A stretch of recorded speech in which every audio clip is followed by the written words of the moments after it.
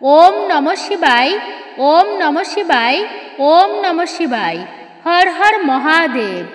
আপনি কি শিব ভক্ত? তাহলে তো শ্রাবণ মাসের প্রতি সোমবার বিশেষভাবে শিবের পূজা করে নিন। তবে শুধু শিব ভক্তরাই নয়, অনেক সনাতন হিন্দুরাই শ্রাবণ মাসের এই সোমবার বেশ ঘটা করেই পালন করেন, উপবাস করেন। মহাদেবকে তুষ্ট করতে ব্রত তো করছেনই, কিন্তু জানেন কি, শ্রাবণ মাসের শিব ভক্তদের বিশেষ করে 3টি খাবার এড়িয়ে যেতে বলা হয়েছে। এই মাসে ভুলেও খাবেন না এই 3টি খাবার। অবশ্যই আপনারা এই সম্পর্কে বিস্তারিত জানতে পারবেন। শ্রাবণ মাসের চতুর্থ বা শেষ সোমবার আপনারা ভুলেও খাবেন না এই 3টি খাবার বা এই 3টি সবজি। এই শ্রাবণ মাস যাতে আমরা ভালোভাবে পালন করতে পারি, মহাদেবের আশীর্বাদ যেন আমাদের প্রত্যেকের উপর থাকে, তাই সবার এই শ্রাবণের চতুর্থ বা শেষ সোমবার এই নিয়মগুলি মেনে মহাদেবের আশীর্বাদ গ্রহণ করা উচিত। কারণ যে ভক্তের প্রতি ভোলেনাথের কৃপা থাকে, আশীর্বাদ থাকে, তার যত বড়ই শত্রু হোক না কেন কোনো ক্ষতিই করতে পারে না। কারণ যিনি দেবের দেব মহাদেব, সকল দেবতাদের ঊর্ধ্বে যিনি, তিনি হচ্ছেন মহাদেব। অল্পতেই যিনি তুষ্ট, তিনি হচ্ছেন আশুতোষ। আর যিনি অল্পতেই ভুলে যান, তিনি হচ্ছেন ভোলানাথ। ভক্তের একটুকু ভক্তি পেলেই ভোলানাথ সেই ভক্তের প্রতি অত্যন্তই প্রসন্ন হন। জীবনের সমস্ত বাধাবিঘ্নকে নাশ করতে শ্রাবণের এই সোমবারটি আপনারা বিশেষভাবে পালন করবেন। যেহেতু এটি হচ্ছে চতুর্থ বা শেষ সোমবার, অবশ্যই আপনারা ভক্তিনিষ্ঠার সহিত শ্রাবণ মাস পালন করুন।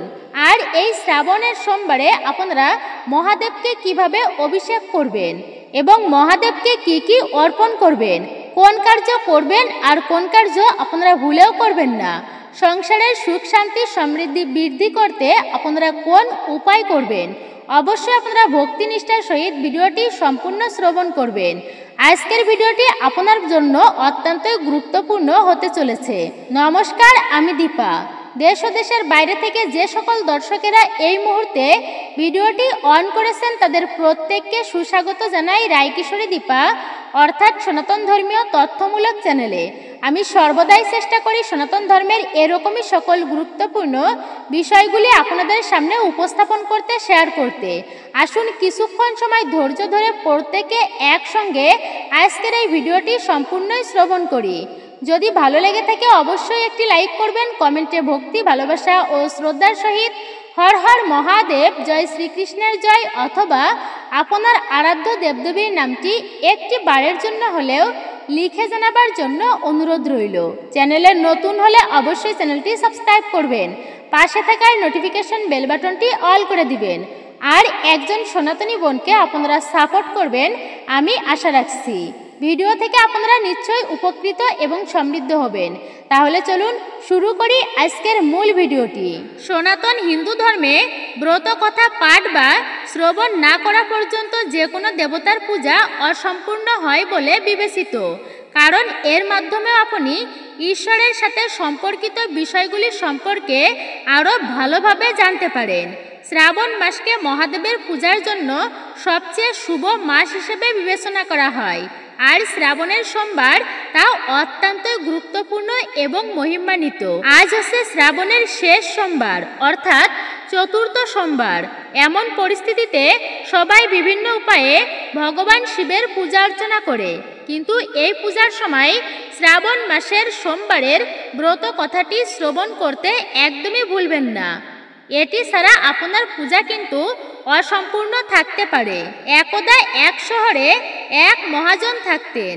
তার টাকার কোনো অভাব ছিল না, কিন্তু তার কোনো সন্তান ছিল না।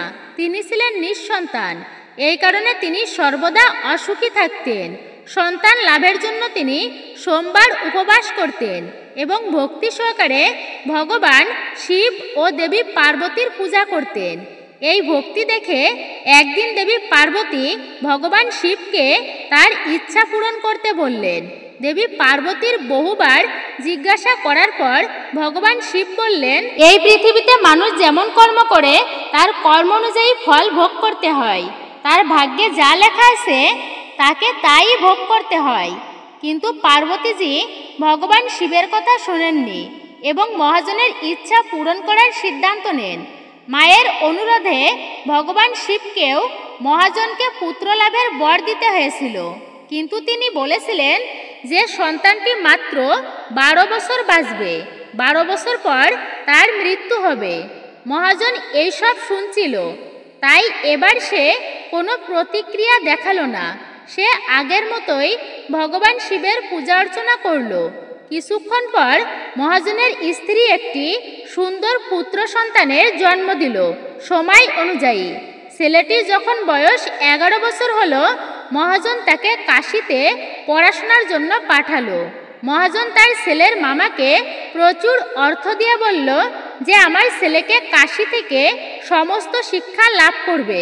এছাড়াও সে বলল, তোমাদের যজ্ঞ করতে হবে পথমাঝে এবং ব্রাহ্মণদের খাওয়ানোর মাধ্যমে সেই পথ তোমরা পাড়ি দেবে। কাশী পৌঁছানোর আগেই তারা একটি রাজ্যে পৌঁছে গেল।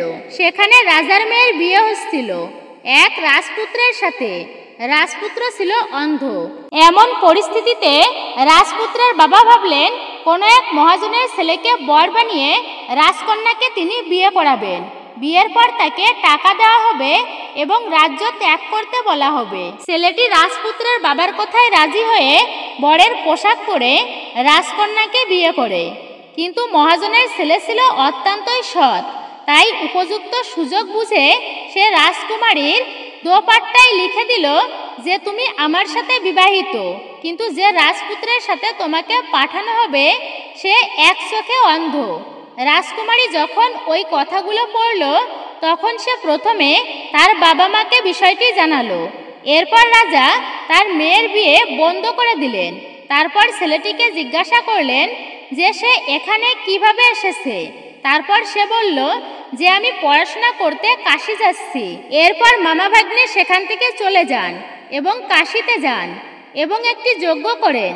যেদিন ছেলেটির বয়স 12 বছর পূর্ণ হয় সেদিন একটি বিশেষ যজ্ঞের আয়োজন করা হয়, কিন্তু ছেলেটি যজ্ঞে বসতে অস্বীকৃতি জানায়। সে বলে তার শরীর একদমই ভালো লাগছে না। কিছুক্ষণ পর ভগবান শিবের আশীর্বাদে ছেলেটি মারা যায়। তার মৃত ভাগ্নেকে দেখে মামা কান্না করতে শুরু করে। এই সময়ে মা পার্বতী এবং ভগবান শিব পাশ দিয়ে যাচ্ছিলেন। মা পার্বতী ভোলেনাথকে বললেন, স্বামী, আমি তার কান্নার শব্দ সহ্য করতে পারছি না, দয়া করে এই ব্যক্তির যন্ত্রণা আপনি দূর করুন। মৃত শিশুটিকে দেখে ভগবান শিব বললেন যে এটা সেই মহাজনের ছেলে যাকে 12 বছর বেঁচে থাকার আশীর্বাদ দেওয়া হয়েছিল। তার বয়স পূর্ণ হয়েছে, কিন্তু মাতা পার্বতী এতে রাজি হননি এবং বলতে শুরু করেন যে তোমাকে তার বয়স বাড়াতে হবে, অন্যথায় তার মা বাবা তার বিচ্ছেদ যন্ত্রণায় মারা যাবেন। মাতা পার্বতী তাকে অনেকবার জিজ্ঞাসা করার পর ভগবান শিবকে সেই শিশুটিকে আবার জীবিত করতে হয়েছিল। এরপর ছেলেটি তার শিক্ষা জীবন শেষ করে তার বাবা মায়ের কাছে ফিরে আসে। মহাজন অধৈর্য হয়ে তার ছেলের জন্য অপেক্ষা করছিল, আর তারা দুজনেই প্রতিজ্ঞা করেছিল যে যদি তাদের ছেলের মরা খবর পায় তাহলে তারা তাদের জীবন উৎসর্গ করে দেবে। কিন্তু যখন সে জীবিত অবস্থায় বাড়িতে পৌঁছায় তখন তারা খুবই খুশি হয়। একই সাথে ভগবান শিব তাদের স্বপ্নে আবির্ভূত হন এবং বলেন, হে শ্রেষ্ঠী, সোমবারে তোমার উপবাস এবং ব্রত কথা শুনে আমি সন্তুষ্ট এবং তোমার ছেলেকে দীর্ঘ জীবন দান করেছি। একইভাবে যে কেউ সোমবারের উপবাস ব্রত পালন করে বা এই ব্রত মাহাত্ম্য শ্রবণ করে পাঠ করে তার সমস্ত দুঃখ দুর্দশা এবং তার সর্ব ইচ্ছা পূরণ হয়। অকাল মৃত্যু পর্যন্ত নাশ হয়ে যায় 16 সোমবার ব্রত পালনে, এবং সোমবারের ব্রত পালন করলেও ভক্তি নিষ্ঠার সহিত কালসর্প দোষ দূর হয়, অকাল মৃত্যুযোগও কেটে যায়। এই কারণে এই ব্রত কথা প্রায়ই শ্রাবণের সোমবার বলা হয়। আপনিও এই ব্রত কথা পাঠ করে ভগবান শিবকে সন্তুষ্ট করতে পারেন। এছাড়াও আপনি আপনার ইচ্ছা পূরণ করতে পারেন যদি মহাদেব আপনার প্রতি প্রসন্ন হয়। শ্রাবণ মাসের এই সোমবার নিয়ে পুরাণে এক বিশেষ কাহিনী রয়েছে। এই গল্প কাহিনী এক ঋষি মৃকাণ্ড। মৃকাণ্ডু সন্তান লাভের জন্য তার স্ত্রীকে নিয়ে মহাদেবের উপাসনা করতেন। তাদের এই উপাসনায় ভগবান শিব সন্তুষ্ট হয় এবং তাদের আশীর্বাদ করেন। তারা এই আশীর্বাদ প্রাপ্ত হয় যে তারা দুই ধরনের মধ্যে যে কোনো এক ধরনের সন্তান লাভ করতে পারেন। হয় অল্প বুদ্ধির দীর্ঘজীবনের সন্তান পাবেন, না হলে তারা অত্যন্ত বুদ্ধিমত্তার স্বল্প আয়ুর সন্তান পাবেন। তারা বুদ্ধিমত্তাযুক্ত সন্তান বেছে নেন। এরপর তারা জন্ম দেন এক সন্তানের, তার নাম দেন মার্কণ্ড। মার্কণ্ড ছোটবেলা থেকেই ছিলেন মহাদেবের পরম ভক্ত। মহাদেবের উদ্দেশ্যে একবার কঠিন তপস্যা করেন। তিনি তপস্যাতে এতটাই একাগ্র ছিলেন যে যমদূতেরা তাকে নিতে এলেও তার ধ্যান আর ভাঙে না। শেষে যমরাজ নিজে এলে তাকে বিরক্ত করার জন্য যমরাজকে শাস্তি দিতে আবির্ভূত হন স্বয়ং দেবাদিদেব মহাদেব ও মার্কণ্ডকে শত আয়ু প্রদান করেন। তারপর মার্কণ্ডীয় মহামৃত্যুঞ্জয় মন্ত্র, মহাদেব নিজে এলেন যমরাজকে শাস্তি দিতে। তারপর মার্কণ্ডীয় মহাদেবের মহামৃত্যুঞ্জয় মন্ত্র জপ করতে শুরু করেন। যেহেতু এটি মহাদেবের প্রিয় দিন, সেহেতু ভক্তিভরে সোমবারগুলি মহাদেবের আরাধনা করলে যদি আপনার গ্রহদোষ থাকে তাহলেও তা কেটে যাবে। এই পূজার ফলে মোক্ষ লাভ সহজেই সম্ভব। এই সময় মধু ও ঘি দিয়ে শিবের পূজা করলে তাহলে মহাদেবের আশীর্বাদে অর্থ সমৃদ্ধি লাভ করবেন আপনি। মহাদেব শিবকে আদর্শ পুরুষ হিসাবেও শ্রদ্ধা করা হয়। তাই আপনি যদি অবিবাহিত হন আর শ্রাবণ মাসের এই সোমবারগুলি পালন করেন তাহলে তার মতোই একজন আদর্শ জীবনসঙ্গী আপনি পাবেন। শিবের মন্ত্র জপ করে আরাধনা করলে নানান রকম বিপদ ও অকাল মৃত্যু থেকে থাকবেন আপনি বহু দূরে। এই ব্রত পালনে আপনি রোগমুক্ত থাকবেন এবং মন মেজাজও ভালো থাকবে। শ্রাবণের প্রতি সোমবার ভোলে বাবার ভক্তেরা শিবলিঙ্গে দুগ্ধ এবং জল নিবেদন করেন।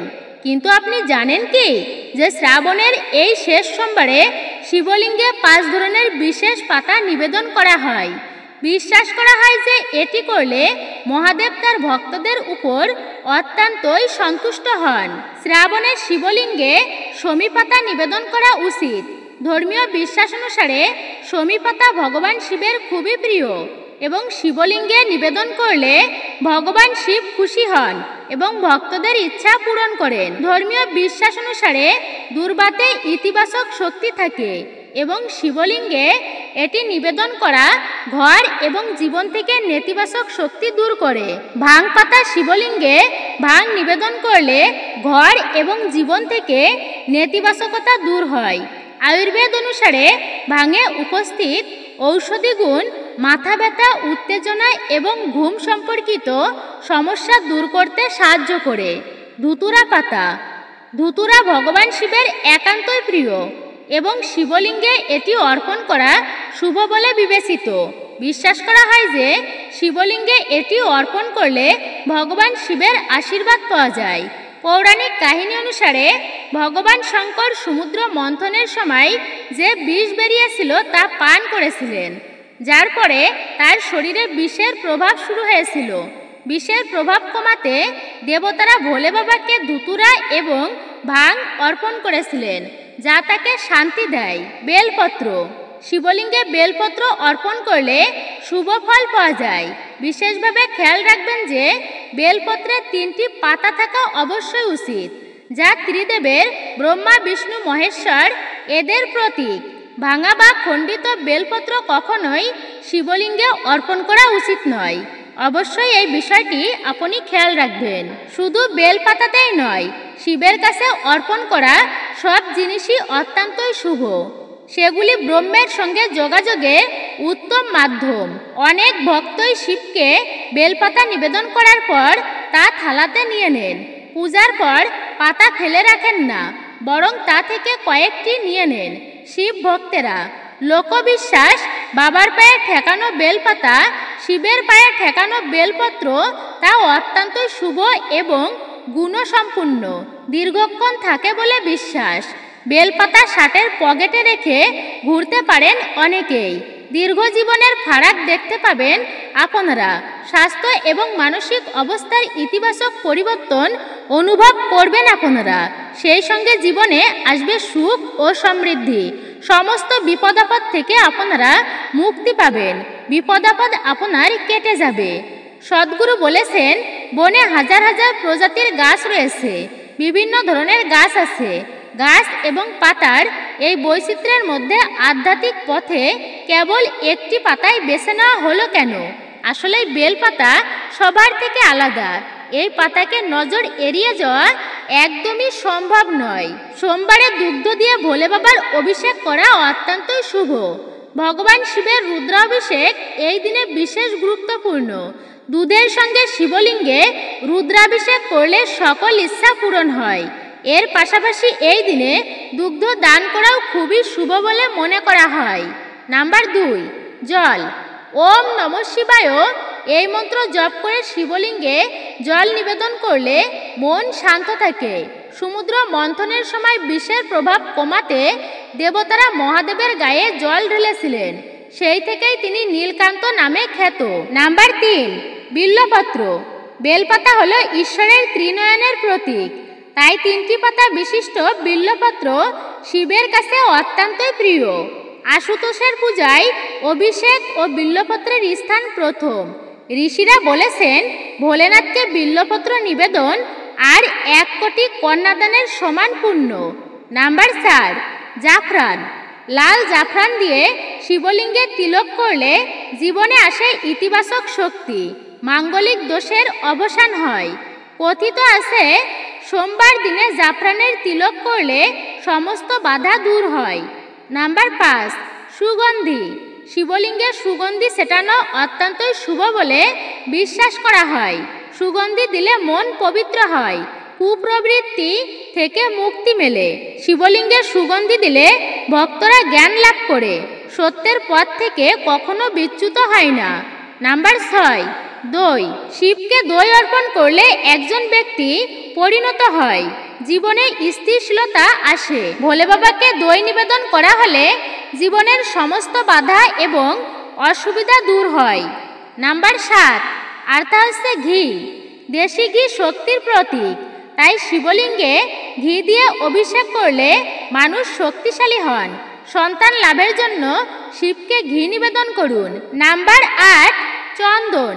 মহাকালকে চন্দন দিলে সেই ব্যক্তি আকর্ষণীয় চেহারা পান, জীবনের সম্মান ও খ্যাতির কোনো অভাব হয় না। নাম্বার 9, মধু। মধু মানেই মিষ্টি। লোকবিশ্বাস, ভোলে বাবা কখনো কারোর প্রতি বিদ্বেষ পোষণ করেন না। শিবের উদ্দেশ্যে মধু অর্পণ করলে কথায় মাধুর্য থাকে, হৃদয়ে থাকে দানের অনুভূতি। নাম্বার 10, ভাং। শিব এবং ভাঙের গভীরতা অনেক রয়েছে। কথিত আছে, বিষের প্রভাব কমাতে সমুদ্র মন্থনের সময়ও ভাং ব্যবহার করা হয়েছিল। পুরাণে ভাংকে ঐশ্বরিক ওষুধ হিসাবে দেখা হয়েছে, যার দ্বারা চর্মরোগের চিকিৎসা সম্ভব। সোমবার শিবকে ভাং নিবেদন করুন অবশ্যই। তো এইবার আপনারা জানবেন, মহাদেবকে ভুলেও নিবেদন করবেন না এই জিনিসগুলি। শিবের আরাধনায় কুমকুম বা সিঁদুর ব্যবহার করবেন না। শিব আদিযোগী, তাই সোহাগের প্রতীক সিঁদুর নিবেদন করলে তিনি রুষ্ট হতে পারেন। শিবের পূজায় নারিকেল নিবেদন করতে নেই। নারিকেল লক্ষ্মীর স্বরূপা, তাই শিব পূজায় এটি ব্যবহার না করার পরামর্শ দেওয়া হয়েছে। শিব পূজায় তুলসী পত্র আপনারা ব্যবহার করবেন না। তুলসীকে লক্ষ্মীর স্বরূপা মনে করা হয়। ভোলানাথকে তুলসী নিবেদন করলে ক্ষতির সম্ভাবনা থাকে। কেতকী ফুল শিবকে নিবেদন করতে নেই। শিবকে সাদা ফুল অবশ্যই নিবেদন করুন। আর মহাদেবকে আপনারা কখনোই ভাঙা আতপ চাল নিবেদন করবেন না। মহাদেবের পূজায় ভুলেও কুমকুম নিবেদন করতে নেই। মহাদেব নিজের গায়ে ও কপালে ভস্ম লেপন করেন, তাই কুমকুম তিনি পছন্দ করেন না। কুমকুম হলো নতুন বিবাহিতা মহিলাদের অলংকার, তাই মহাদেবকে এটি ভুলেও কিন্তু আপনারা নিবেদন করবেন না। মহাদেবের পূজার সময় ঘরে শাঁখও বাজাবেন না, বা পূজার আসনে আপনারা শাঁখ রাখবেন না, অর্থাৎ শঙ্খ রাখবেন না। পুরাণ অনুসারে মহাদেব শঙ্খচূড় নামক এক দানবকে বধ করেছিলেন। ওই দানবের প্রতীক ছিল শঙ্খ বা শাঁখ। ওই দানব ছিলেন শ্রীবিষ্ণুর ভক্ত, সেই কারণে নারায়ণ ও অন্যান্য দেবদেবীর পূজায় শঙ্খ বাজানো হলেও মহাদেবের পূজায় শাঁখ বাজানোকে একেবারেই নিষিদ্ধ করা হয়েছে। এতে মহাদেব কিন্তু আপনার প্রতি রুষ্ট হতে পারেন, তাই ভুলেও কিন্তু মহাদেবের পূজায় আপনারা শঙ্খ বাজাবেন না। সনাতন ধর্মে হলুদকে খুবই শুভ বলে মনে করা হয়, কিন্তু শিবের পূজায় ভুলেও হলুদ ব্যবহার করবেন না। হলুদকে সাজগোজের উপকরণ হিসেবে ব্যবহার করা হয়, সেই কারণে বিয়ের আগে পাত্রপাত্রের গায়ে হলুদ দেওয়া হয়। কিন্তু মহাদেব হচ্ছেন আদিযোগী, কোনো রকমের প্রসাদনের সঙ্গে জটাজুটধারী গায়ে ভস্ম মেখে থাকা মহাদেবের কোনো সম্পর্ক নেই। সেই কারণে শিবের পূজায় ভুলেও কিন্তু আপনারা হলুদ ব্যবহার করবেন না। জ্যোতিষ অনুসারে শিবলিঙ্গে হলুদ লেপন করলে তার কোষ্ঠীতে চন্দ্রের অবস্থান একদমই দুর্বল হয়ে যায়। ভোলে বাবা এতটাই ভোলা যে আপনাদের মনোবাসনা একটুকু ভক্তিতে ভালোবাসাতে পূর্ণ করে দেবেন। এবং আপনি কি বহুদিন ধরে অর্থকষ্টে ভুগছেন, তাহলে আপনারা এই শ্রাবণ মাসের চতুর্থ সোমবারে বা যে কোনো সোমবারে সামান্য বেদানা ফলের রস দিয়ে শিবলিঙ্গে অভিষেক করতে পারেন। তো অবশ্যই প্রভু শিবের কৃপায় অর্থকষ্ট থেকে রক্ষা পেতে পারেন। এবং যে সমস্ত পরিবারে রোগব্যাধি লেগেই রয়েছে, তারা যদি এই মাসে জলে কালো তিল মিশিয়ে তা দিয়ে শিবলিঙ্গে অভিষেক করতে পারেন, তো অবশ্যই এই সমস্যা থেকে আপনারা খুব সহজেই বেরিয়ে আসতে পারবেন। কিন্তু এই দিনে কোনো তামসিক খাবার, কোনো রাজসিক খাবার আপনারা ভুলেও খাবেন না। এই পবিত্র শ্রাবণ মাসে আপনারা সকালে ঘুম থেকে উঠেই যে মন্ত্রটি আপনারা জপ করবেন, আর সেই মন্ত্রটি হচ্ছে প্রভু শিবের গায়ত্রী মন্ত্র।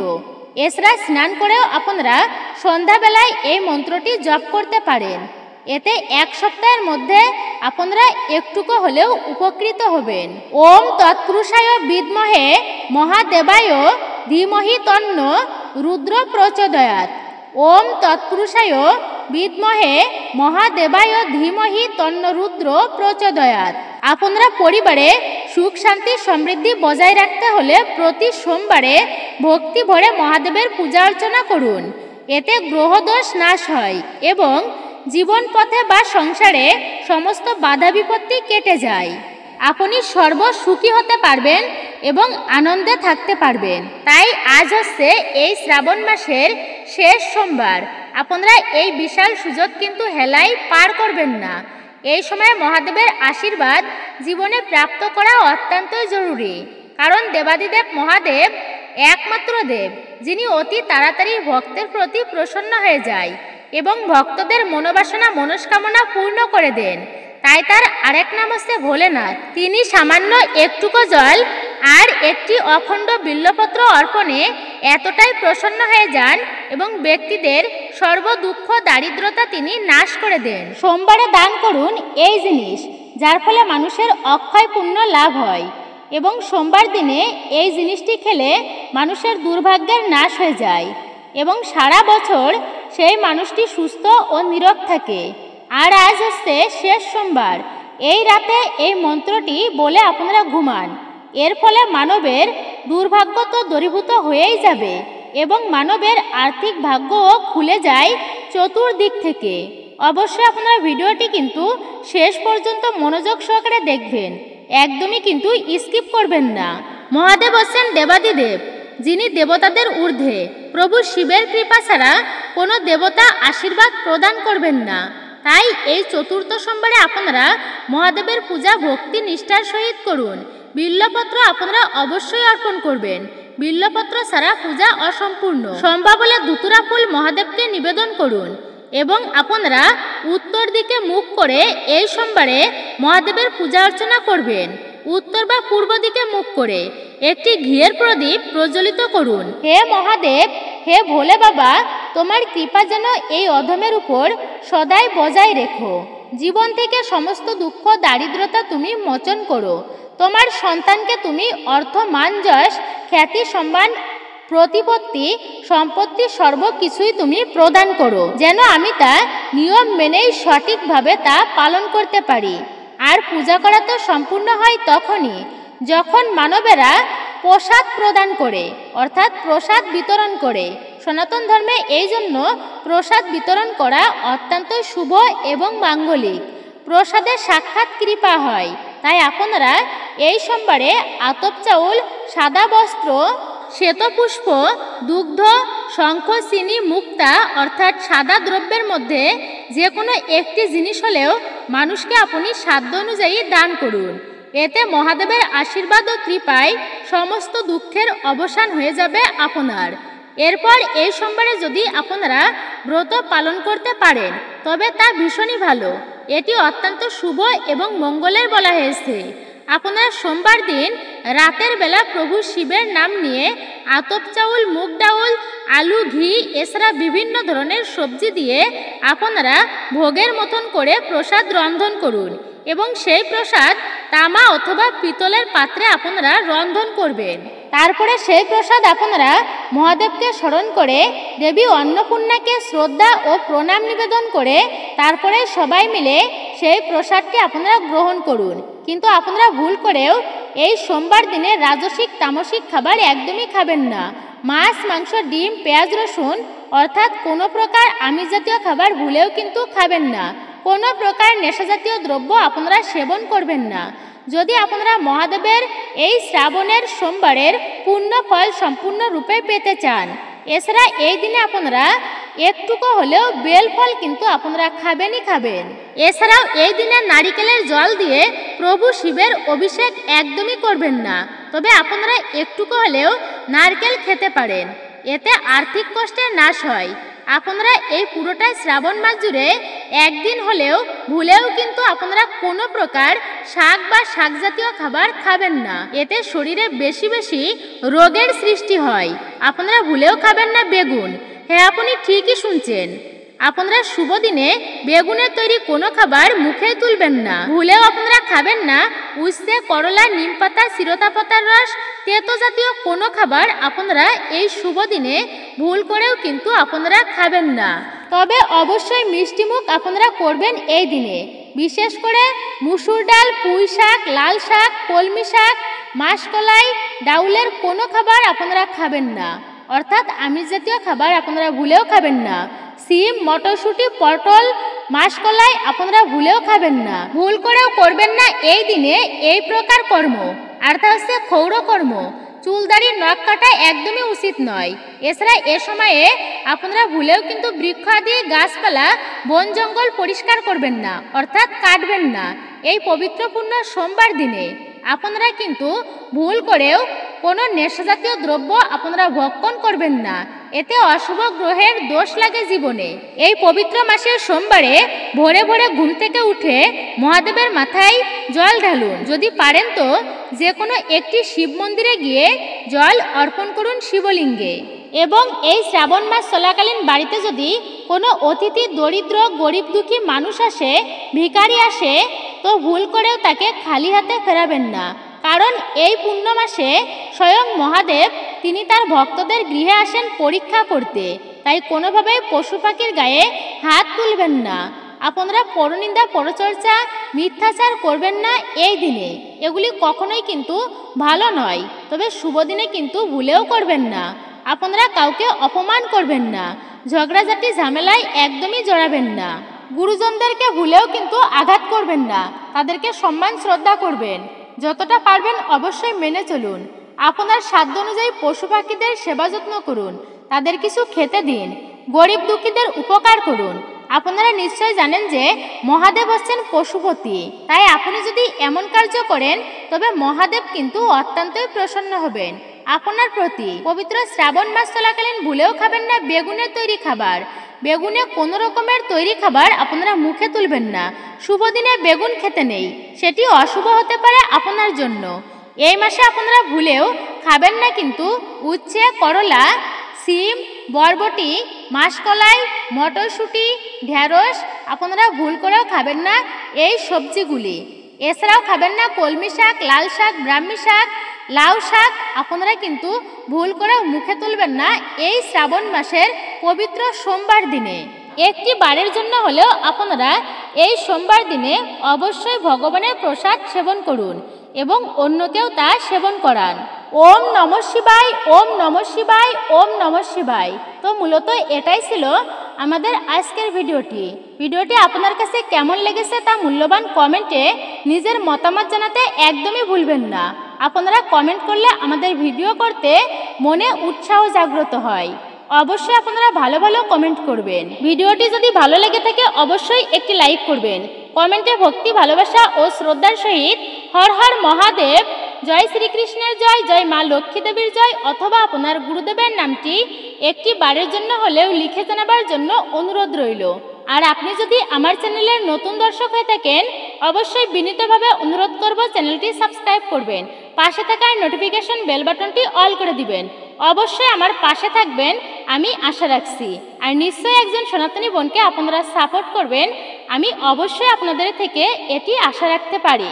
সকলে ভালো থাকুন, সুস্থ থাকুন, পরম করুণাময় ঈশ্বরের অশেষ কৃপায়। আবারও আপনাদের সাথে কথা হবে নতুন কোনো ভিডিওর প্রসঙ্গে।